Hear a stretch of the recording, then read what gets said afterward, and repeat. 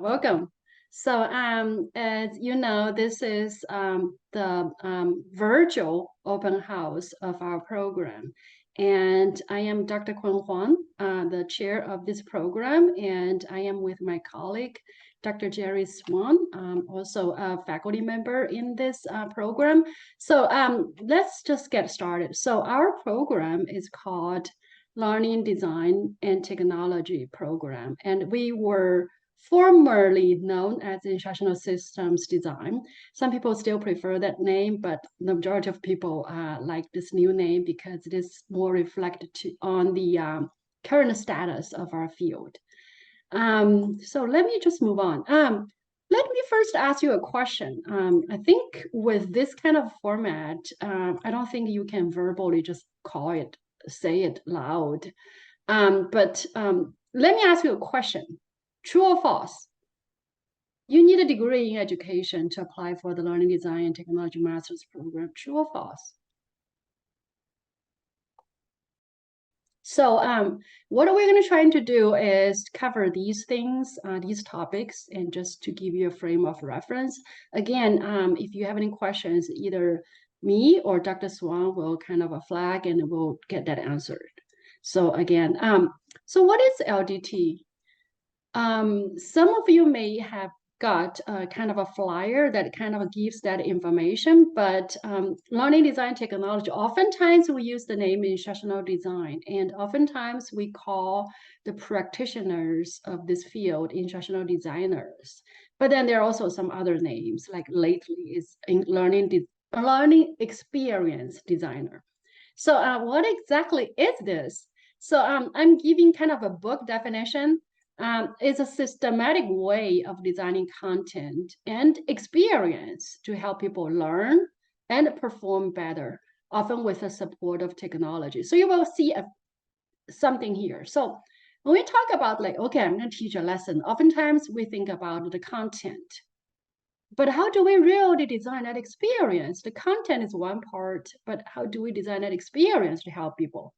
And also you will see that we have learn and perform. So it doesn't mean that this is for learning kind of informal situations in a college and in schools. And really it can be just workforce performance in the work setting, often with the support of technology. So personally, I really like this field because you see this formula.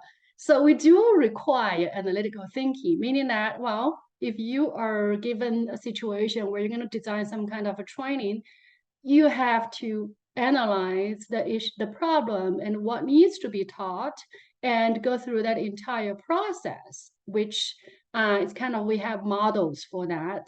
But once you decide what the goals are for whatever training that will be in place, that's when you can get creative. So I think the reason why I like this field is that you do have the science part, but you also have the art part. So to me, it's a perfect combination of this different expertise. It's a fun career to me, and I hope that you feel the same. So what can you do with this degree? Often people ask this question, and we thought that we better just show you what kind of jobs you can get. So we actually did the search today on Indeed. It was just a job site, just putting in the keyword of instructional designer. So these are the jobs. So again, you can see I show some screenshot. So this is all the jobs come out today. You will see they're like university jobs. And nowadays, more and more of these kind of jobs can be remote. So this is one example in higher education. And you see some kind of education e-learning companies. So we see, for example, some publishers require, like they hire instructional designers to work on the e-content. So this is another example of education, but instructional designers are more than just in the education field. You will see, for example, Amazon, they actually hire instructional designers. Oftentimes they call it learning experience designers. So other companies, for example, this is Atlanta International Airport. training manager, instructional designer training manager. And you also see medical field. So this is a community health network in Indianapolis.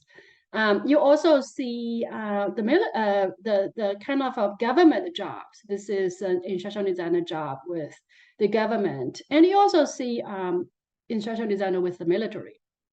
So you will see there are kind of a variety of jobs that can apply the expertise. So the best way to see this is kind of instructional design is kind of a neutral field.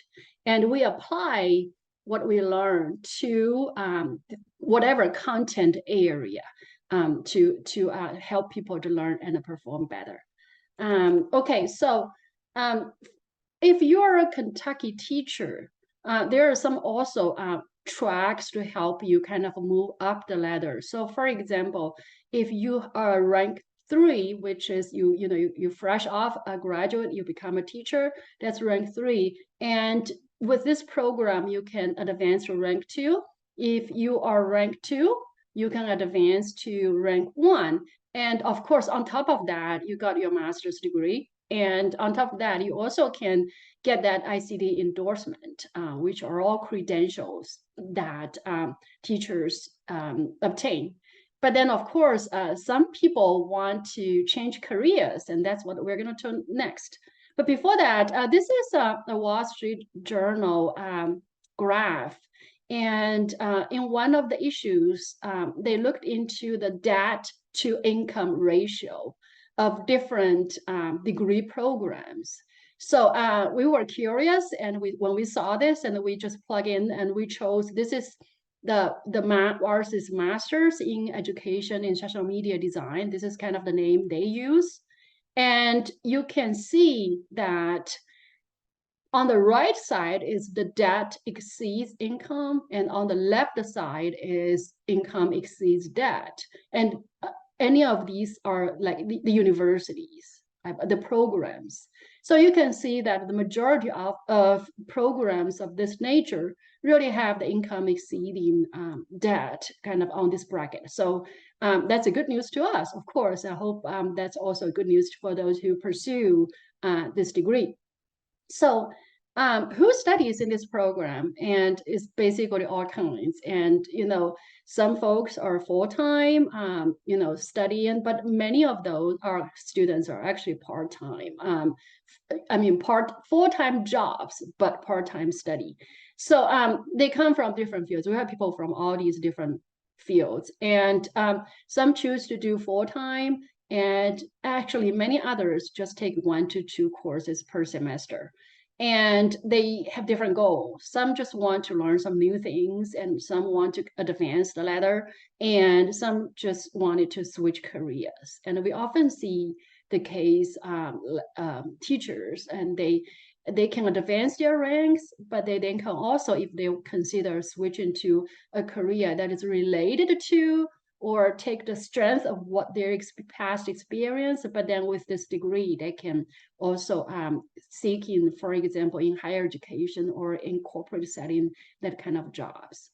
So, so how does this program work? And from this point, I will hand this to Dr. Swan. And Dr. Swan, if you want to pick up from here, and I can advance the slide for you. All right. Yeah. So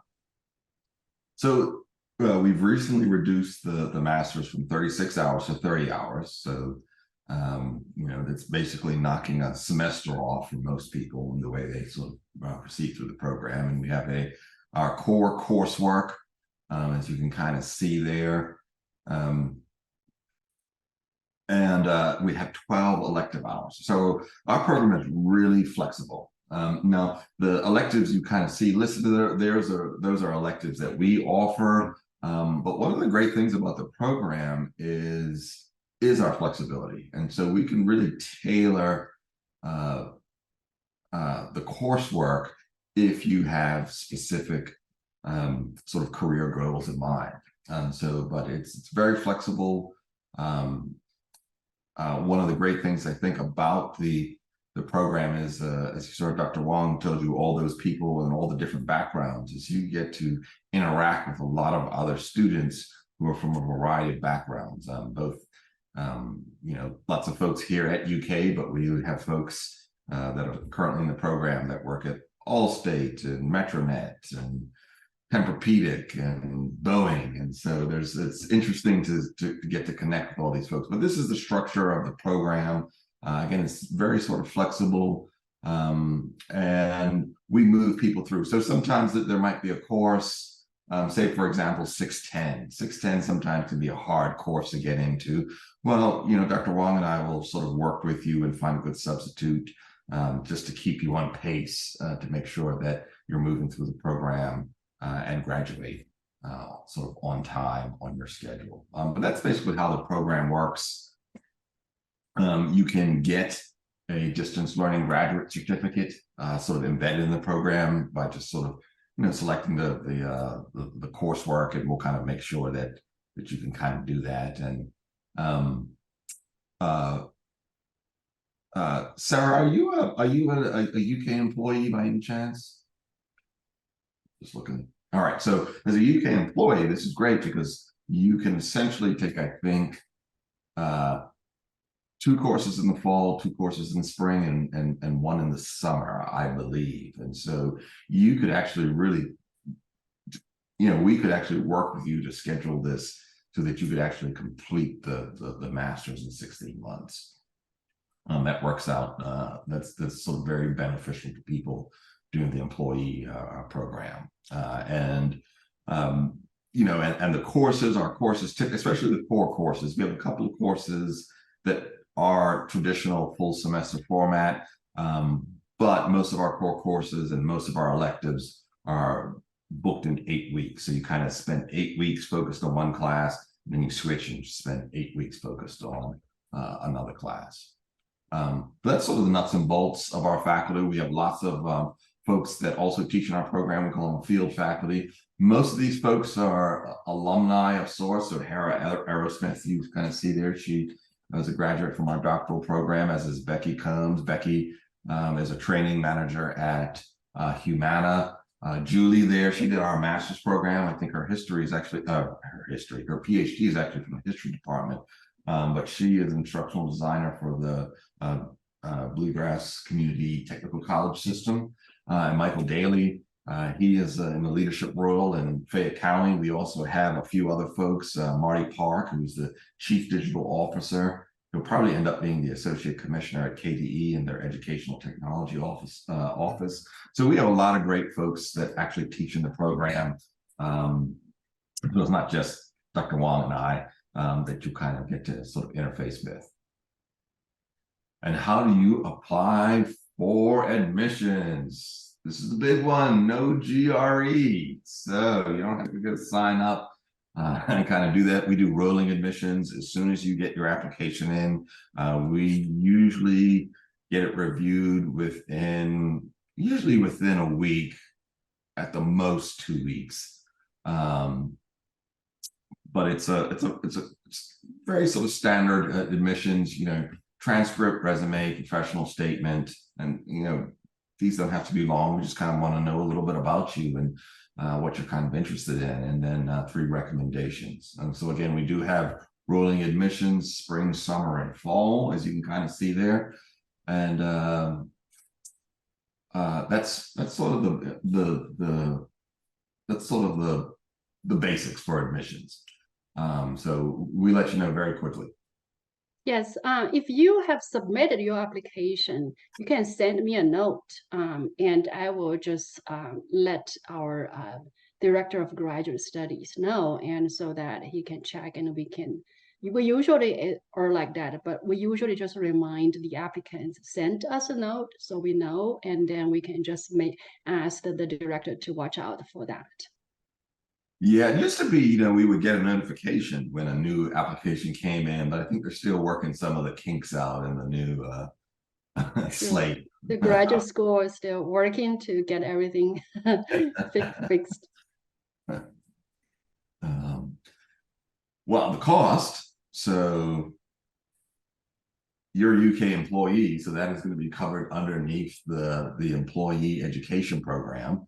Um, but if you weren't a UK employee, because we're an online program, you automatically qualify for in-state tuition, whether you're in-state or out of state. But this is a great, we think this is a great program for sort of professional staff at UK. And we have quite a number of folks who have gone through this program and elevated their careers here at UK. So, whether you're looking to sort of move out of UK or move up in UK or change your road in UK, this is a really good program for kind of doing that. And I do want to say that even though whether you get your cost covered with the tuition assistant program or not, uh, we do have some scholarships. Like usually, the director of graduate studies in the department will send out like 2 emails, like one in the spring and the other in fall. And if there's need, you can actually just follow the link to apply, and a few $100s, $1,000, that really helps. And I encourage if you're in the program, just take advantage of that opportunity, because this funding is provided for graduate students. And I know that past students who were employee of UK or not, they actually got the funding. So definitely take advantage of that. Yeah, and that's great for books or whatever. It's I always actually recommend, if people don't have a second monitor for their computer, or if they have a laptop, get an external monitor, because I think it really helps with the online format. But all these sorts of things, again, little scholarship money here and there always sort of pays off dividends. All right. So, Sarah, what question? I cannot outrun. I've been trying to get rid of this picture for like 16 years. It keeps popping up like a bad You're thing. forever young, Dr. Swan. Oh my gracious. So Sarah, what questions do you have for us? Yes, indeed. And I kind of we just gave some funding. Like I think, well, this time is pretty good. It's close to 1,000 per applicant. So I mean, not every time it's like that, but definitely that's what I want to mention. That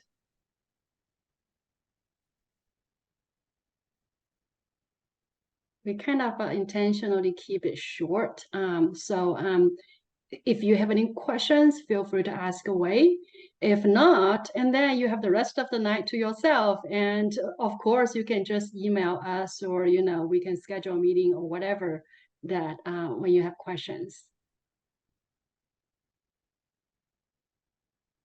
Okay, so okay, that sounds great. In terms of references, I do want to remind applicants, there are different formats. Some people choose to write a letter, but there's actually a form that they can fill. So, it's like some people are pressured, like, okay, I'm gonna write a letter.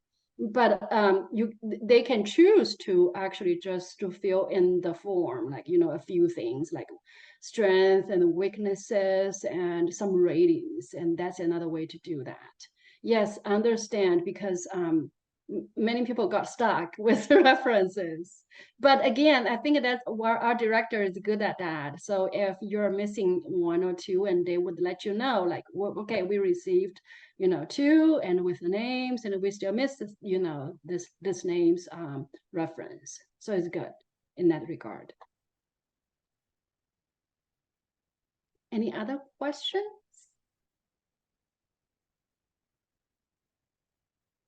If not, then we are going to say good night. And again, we will be in touch if you have any questions. Yes, indeed. Thank you, Sarah. It's nice meeting you this way, and we'll be in touch. Yeah, look forward to seeing you in the fall, hopefully. Yeah, sounds good. In spring. Oh, spring, yeah. Yeah. I was hoping it was spring and we were reaching the end of the year. All right, everyone, have a good evening, and take good care. Bye-bye.